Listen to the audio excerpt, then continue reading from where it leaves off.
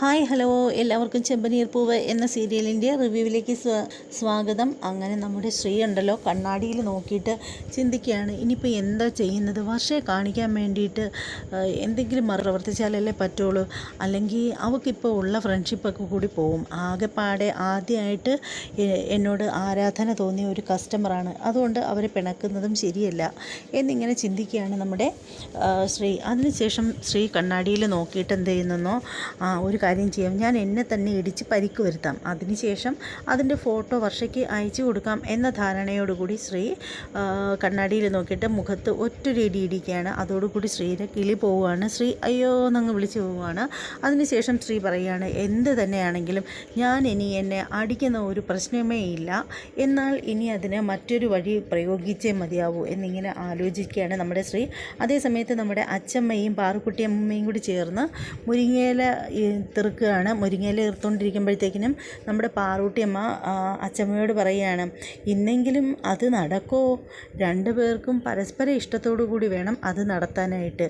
രേവതി കുഞ്ഞിൻ്റെ ഭാഗത്ത് നിന്ന് കുഴപ്പമില്ല, രേവതി കുഞ്ഞിന് ഇഷ്ടം തന്നെയാണ്, പക്ഷേ സച്ചിക്ക് അതിനോടൊട്ടും ഇഷ്ടമല്ല എന്നിങ്ങനെ പറയുകയാണ്. അത് കേൾക്കുമ്പോഴത്തേക്ക് അച്ചമ്മ പറയണം, എന്ന് നീ പറഞ്ഞാൽ മതിയോ പാറു? അവൻ അമ്പലത്തിൽ വെച്ചിട്ടാണ് എനിക്ക് വാക്ക് തന്നത്, അവൻ ഇന്നത് നടത്തി തരുമെന്ന്. പിന്നെ അതുകൊണ്ട് പിന്നെ അതൊട്ടും പേടിക്കേണ്ട കാര്യമില്ല, പിന്നെ നമ്മൾ കൂടുതൽ വിഷമം ഉണ്ടാകുന്ന കാര്യങ്ങളൊന്നും ചിന്തിക്കേണ്ടെന്ന് അച്ചമ്മ പറയുകയാണ്.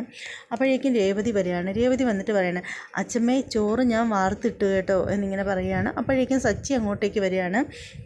സച്ചി വന്നിട്ട് അച്ചമ്മയോട് പറയണം, അച്ചമ്മേ ഞാൻ ഇവിടെ നിന്ന് മടുത്തു, അതുകൊണ്ട് ഞാൻ കുറച്ച് നേരം എൻ്റെ ഫ്രണ്ട്സുമായിട്ട് ചിലവഴിച്ചിട്ട് വരാമെന്ന് പറയണം. അപ്പോൾ അച്ചമ്മ പറയണം, ആഹാ നീ അങ്ങനെ ഫ്രണ്ട്സുമായിട്ടൊന്നും എങ്ങും പോണില്ല, ഇന്നത്തെ ദിവസത്തിൻ്റെ പ്രത്യേകത എന്താണെന്ന് നിനക്കറിയാമോടാ?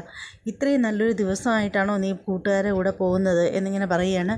അപ്പോൾ അത് കേൾക്കുമ്പോൾ സച്ചി പറയണേ, ഇന്നത്തെ ദിവസത്തിൻ്റെ പ്രത്യേകത എന്ന് വെച്ചാൽ എന്തായാലും ഇന്ന് അച്ഛൻ്റെ ബർത്ത്ഡേ ഇന്നല്ല, പിന്നെ ചന്ദ്രമതി അമ്മയുടേതും അല്ല, അപ്പോൾ വീട്ടിൽ ആരുടെയും ബർത്ത്ഡേയും കാര്യങ്ങളും ഒന്നല്ല, പിന്നെ എൻ്റെ കാറ് വാങ്ങിച്ച ദിവസവും ഇന്നല്ല, പിന്നെന്താ ഇന്ന് ഇത്ര പ്രത്യേകത എന്നിങ്ങനെ ചോദിക്കുകയാണ്.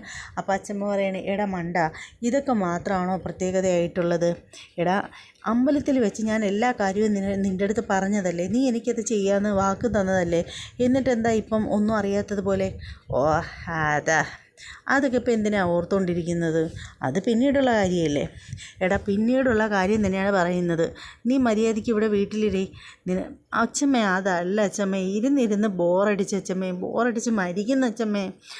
അങ്ങനെ ബോറടിക്കുന്നുണ്ടെങ്കിലേ ഇവിടെ ഒരു TV വാങ്ങിച്ച് വെച്ചിട്ടുണ്ടല്ലോ, നീ പോയി അത് ഇട്ട് കാണ്. അതും പോരെന്നുണ്ടെങ്കിൽ നീ നിൻ്റെ സ്വന്തം മൊബൈലിൽ കുത്തി കളിക്ക്. ഇനി അതൊന്നും ഒക്കുന്നില്ലെന്നുണ്ടെങ്കിൽ ദേ ഞാനും പാറും രേവതിയൊക്കെ ദേ ഇവിടെ നിൽപ്പുണ്ട്, നീ ഈ കിണറ്റിൻ്റെ മണ്ടയിലോട്ട് കയറിയിരി, നമുക്ക് എന്തെങ്കിലുമൊക്കെ മിണ്ടിയും പറഞ്ഞ് ഇവിടെ ഇരിക്കാം എന്നിങ്ങനെ പറയുകയാണ്. അപ്പോൾ രേവതി പറയുക, അപ്പോൾ സോറി, അപ്പോൾ സച്ചി പറഞ്ഞു, എൻ്റെ അച്ഛമ്മയല്ലേ, എൻ്റെ പൊന്നച്ഛമ്മയല്ലേ, എന്നെ ഒന്ന് വിടാച്ചമ്മേ പ്ലീസ് പ്ലീസ് എന്നൊക്കെ പറയുകയാണ്. അപ്പോൾ ഒടുവിൽ സച്ചിയുടെ നിർബന്ധത്തിന് വഴങ്ങിയ കലാവതി അമ്മ പറയുകയാണ്, ഞാനായിട്ട് നിന്നെ വിടില്ല, ദേ നിൻ്റെ ഭാര്യയാണ് അടുത്ത് നിൽക്കുന്നത്, അവൾ വിടുന്നുണ്ടെങ്കിൽ നീ തീർച്ചയായിട്ടും പൊയ്ക്കോ എന്നിങ്ങനെ പറയുകയാണ്. അപ്പോൾ രേവതിയെ നോക്കിയിട്ട് സച്ചി പറയണം, Revu please Revu please please please എന്നൊക്കെ എല്ലാ കൊച്ചു കുട്ടികൾ കെഞ്ചുന്നതൊക്കെ കെഞ്ചുകയാണ്. എന്നിട്ട് പുള്ളിക്കാരൻ ഫേസ് വെച്ചിട്ട് ഓരോരോ ഘോഷ്ടികളൊക്കെ കാണിക്കുകയാണ്. അപ്പോൾ അത് കേട്ടിട്ട് രേവതി പറയുകയാണ്, പൊയ്ക്കോട്ടെ അച്ഛമ്മേ, ഇവിടെ ഇങ്ങനെ ഇരുന്നാലും ബോറടിക്കത്തില്ലേ ഉള്ളൂ, പോയി കൂട്ടുകാരത്ത് ചിലവഴിക്കട്ടെ എന്നിങ്ങനെ പറയുകയാണ്. അത് കേൾക്കുമ്പോൾ സച്ചിക്ക് ഭയങ്കര സന്തോഷമാവാണ്. സച്ചി രേവതിയുടെ അടുത്ത് വന്നിട്ട് ഇങ്ങനെ കിണറ്റിൻ്റെ കൈവരിയിൽ ഇങ്ങനെ പിടിച്ചിട്ട് ഇങ്ങനെ ചാഞ്ഞ് നിന്നിട്ട് രേവതിയുടെ അടുത്ത് എത്തി നിന്നിട്ട് രേവു താങ്ക്സ് എന്നിങ്ങനെ പറയുകയാണ്. അത് കേൾക്കുമ്പോൾ അച്ചമ്മയ്ക്ക് ഭയങ്കര സന്തോഷമാവുകയാണ്, അതുപോലെ രേവതിക്ക് നല്ല സന്തോഷമാവുകയാണ്. അപ്പോൾ പാറുകുട്ടിയമ്മ ചോദിക്കുകയാണ്, അല്ല കലാവതിയമ്മേ, അവനിപ്പോൾ എന്തിനാ രേവതി മോളോട് തേങ്ങയെന്ന് പറഞ്ഞത് എന്നിങ്ങനെ പറയുകയാണ്. അപ്പോൾ കലാവതിയമ്മ പറയണം, അതിന് പാറു, അവൻ തേങ്ങ എന്നല്ല പറഞ്ഞത്, അവൻ താങ്ക്സ് എന്നാണ് പറഞ്ഞത്. താങ്ക്സ് എന്ന് വെച്ചാൽ നന്ദി. അപ്പോൾ ഉടനെ പാറുകുട്ടിയമ്മ ചോദിക്കുകയാണ്, അതിന് സച്ചിക്കുഞ്ഞിൻ്റെ സ്വന്തം ഭാര്യയല്ലേ രേവതി, പിന്നെ രേവതിയോട് എന്തിനാണ് നന്ദി പറയുന്നത്? അപ്പോൾ ഉടനെ പാറുകുട്ടിയമ്മയുടെ അടുത്ത് കലാവതിയമ്മ പറയണം, എൻ്റെ പാറു, നന്ദി പറഞ്ഞെന്നും പറഞ്ഞ് എന്താ കുഴപ്പം? ഭർത്താവിൻ്റെ അടുത്ത് ഭാര്യയുടെ അടുത്ത് ഭർത്താവിന് നന്ദി പറയുന്നതിൽ എന്തെങ്കിലും തെറ്റുണ്ടോ? ഒരു തെറ്റുമില്ല എന്നിങ്ങനെ പറയുകയാണ്. അങ്ങനെ അവരവിടെ ഇരുന്ന് മുരിങ്ങയില തീർത്തുകൊണ്ടേ ഇരിക്കുകയാണ്. അതേസമയം ഉണ്ടല്ലോ സച്ചി പോയി കഴിയുമ്പോഴത്തേക്ക് അച്ഛമ്മ രേവതിയോട് പറയണം, മോളെ രേവതി, ഇപ്പോൾ അവൻ ഇത്തിരി മയപ്പെട്ട് വരുന്നുണ്ട്. ഇപ്പോൾ പണ്ടത്തെ കണക്കൊന്നുമല്ല, നിൻ്റെയോട് ഇത്തിരി സ്നേഹമൊക്കെ ഉണ്ട്, നിൻ്റെ വാക്കിനെ അവൻ അംഗീകരിക്കുന്നുമുണ്ട്. അപ്പോൾ ഇനിയുള്ള ചുവട് നീ സൂക്ഷിച്ച് വെക്കണം. നീ എന്തായാലും നീ അവനെ ഉള്ളം കയ്യിൽ മുറുക്കി പിടിക്കണം. ഒരു കാരണവശാലും അവനെ വിട്ട് കളയരുത് എന്നിങ്ങനെ അച്ഛമ്മ പറയുകയാണ്. അങ്ങനെ രേവതി എന്ത് ചെയ്യുന്നു, അച്ഛമ്മയ്ക്ക് വാക്ക് കൊടുക്കുകയാണ്. ഇനി എപ്പോഴായാലും അങ്ങനെ തന്നെ ആയിരിക്കും എന്ന് പറഞ്ഞിട്ട് നമ്മുടെ രേവതി അച്ഛമ്മയ്ക്ക് വാക്ക് കൊടുക്കുകയാണ്. അപ്പോൾ ഇങ്ങനെ സച്ചി ഇങ്ങനെ പോയിട്ട് സച്ചി ഇങ്ങനെ കറങ്ങി വരികയാണ്. അപ്പോൾ കറങ്ങി വരുമ്പോൾ അച്ഛമ്മ ചോദിക്കണം, എന്താടാ നീ പോയിട്ടെന്താ എന്നിങ്ങനെ ചോദിക്കുകയാണ്. അപ്പോൾ സച്ചി ഇങ്ങനെ ചിരിച്ചിട്ട് പറയാണ്, ഒന്നുമില്ല അച്ഛമ്മ, ഒന്നുമില്ല എന്നിങ്ങനെ പറയുകയാണ്. എന്നിട്ട് രേവതിയെ ഇങ്ങനെ നോക്കുകയാണ്. അപ്പോൾ രേവതി ചോദിക്കുകയാണ്, നിങ്ങളെന്താ പോണില്ലേ എന്നിങ്ങനെ ചോദിക്കുകയാണ്. അപ്പോൾ സച്ചി ഇങ്ങനെ നിന്നിട്ട് ഫേസ് കൊണ്ട് പോസ്റ്റുകൾ കാണിക്കുകയാണ്. അപ്പോൾ അച്ഛമ്മ ചോദിക്കുകയാണ്, എന്താടാ നിൻ്റെ മോന്ത ഇപ്പം ഇങ്ങനെ കോടിപ്പോയത്, ഇത്രയും നേരം ഒരു കുഴപ്പമില്ലായിരുന്നല്ലോ എന്നിങ്ങനെ പറയണം. അപ്പോൾ ഉടനെ സച്ചി പറയുകയാണ്, ഒന്നുമില്ല അച്ഛമ്മ, ഒന്നുമില്ല, ഞാൻ ദേ പോകുന്നു. ദേ അച്ഛമ്മ, ഞാൻ തൊട്ടടുത്ത് തന്നെ ഉണ്ട്, ദേ അവിടുത്തെ ആ മരത്തിൻ്റെ ചോട്ടിൽ കാണും. എടാ സച്ചി എന്നിങ്ങോട്ട് നീട്ടി അച്ഛമ്മ ഒരു വിളിച്ചാൽ മതി, ദാ വരുന്നേന്നും പറഞ്ഞ് ഞാനിങ്ങ് പാഞ്ഞ് വരും എന്ന് പറയുകയാണ്. അതിനുശേഷം സച്ചി ഓടി അങ്ങ് ഒരു പോക്കങ്ങ് പോവുകയാണ്. അങ്ങനെ സച്ചി അങ്ങ് പോയി. അതേസമയം ഉണ്ടല്ലോ നമ്മുടെ രവീന്ദ്രനെയാണ് കാണിക്കുന്നത്. രവീന്ദ്രനെ നമ്മുടെ അച്ഛമ്മ ഫോൺ വിളിക്കുകയാണ്. അച്ഛമ്മ ഫോൺ വിളിച്ചിട്ട് ഇന്നത്തെ ദിവസത്തിൻ്റെ പ്രത്യേകത അറിയിക്കുകയാണ്. ശാന്തി മുഹൂർത്തത്തിന് ഡേറ്റ് എടുത്തെന്നും ഇന്നാണ് ആ ദിവസം എന്നൊക്കെ പറയുകയാണ്. ഇനി ഞാൻ ഉടനെ ഒന്നും സച്ചി അങ്ങോട്ടേക്ക് അയക്കില്ല, കുറച്ച് ദിവസം കഴിഞ്ഞിട്ടേ അയക്കുള്ളൂ എന്നിങ്ങനെ പറയുമ്പോൾ രവീന്ദ്രൻ പറയണം, മതി അമ്മേ, അതിന് ശേഷം അയച്ചാൽ മതി എന്നിങ്ങനെ രവീന്ദ്രൻ പറയുകയാണ്. എന്നിട്ട് രവീന്ദ്രൻ പറയുകയാണ്, ഞാനിപ്പോൾ ചന്ദ്രയുടെ നാട്ടിൽ കല്യാണം വിളിക്കാനായിട്ട് പോകുന്നു എന്ന് പറയുമ്പോൾ കലാവതി അമ്മ പറയണം, അവളുടെ നാട്ടിലല്ലേ പോകുന്നത്, അവളെ നാട്ടിലോട്ട് ചെന്നാലുണ്ടല്ലോ അവൾക്ക് ഇത്തിരി ജാട കൂടുതലാണ്, അപ്പോൾ നിന്നെ അവൾ അത്ര മൈൻഡ് ചെയ്യൂല, അത് നീ കരുതി വേണം ഇരിക്കേണ്ടത്, ആണായിട്ടിരുന്ന പെണ്ണ് പെണ്ണായിട്ടിരിക്കും എന്ന് പറഞ്ഞിട്ട് അച്ഛമ്മ ഫോൺ കട്ട് ചെയ്യുകയാണ്.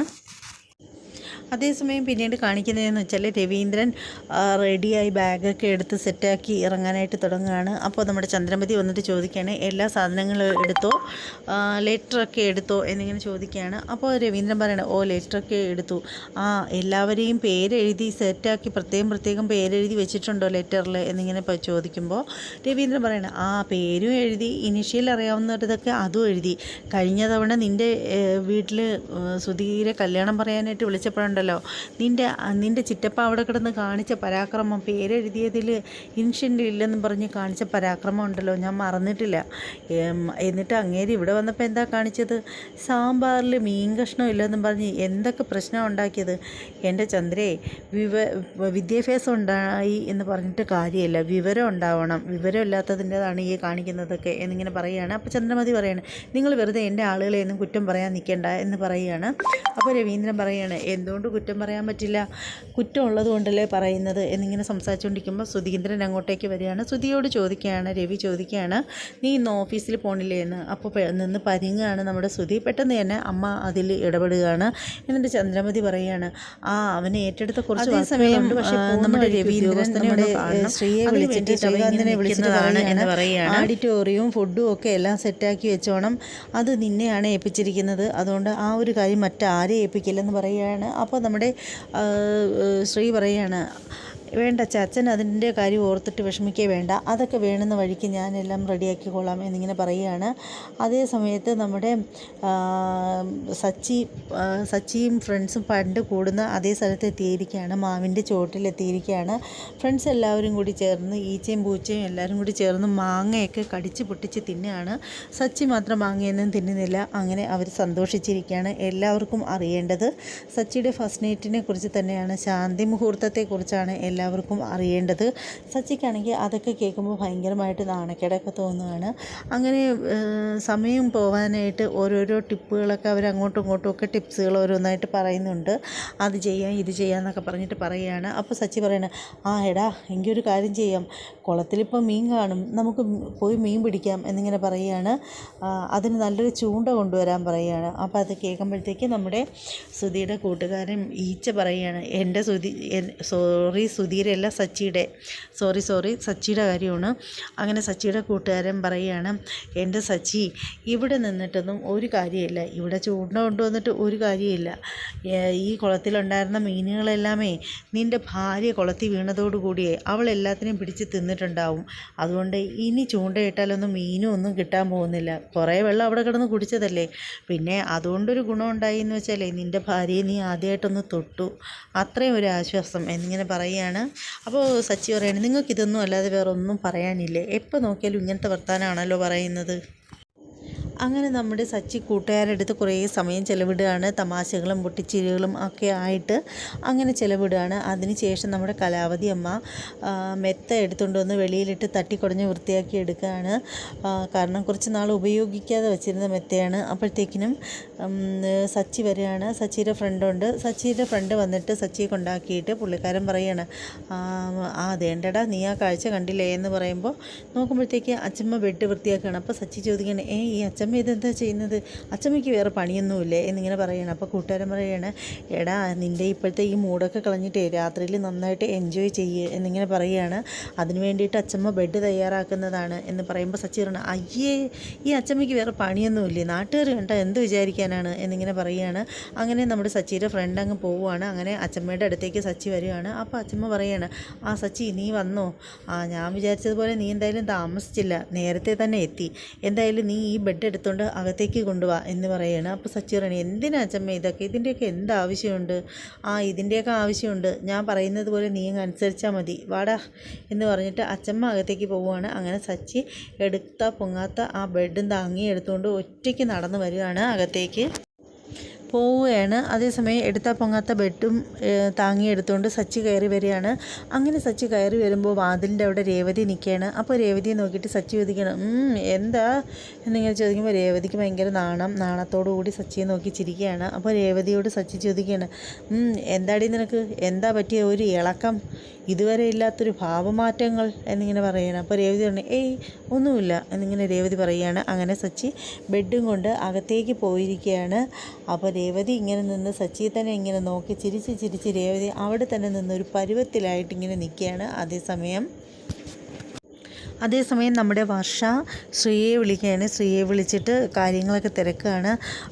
ഒരാളെ തല്ലുന്ന കാര്യം പറഞ്ഞല്ലോ, ശരിക്കും ശ്രീകാന്തിനെ തന്നെയാണ് തല്ലാനുള്ള കൊട്ടേഷൻ ശ്രീകാന്തിന് തന്നെ കൊടുത്തിരിക്കുകയാണ് നമ്മുടെ വർഷ. അപ്പോൾ ശ്രീകാന്ത് പറയുകയാണ്, ഞാൻ തല്ലി അവനെ പഞ്ചറാക്കിയിട്ടിട്ടുണ്ട്, അതിൻ്റെ ഒരു ഫോട്ടോ ഞാൻ അങ്ങോട്ടേക്ക് അയച്ചു തന്നിട്ടുണ്ടെന്ന് പറയുകയാണ്.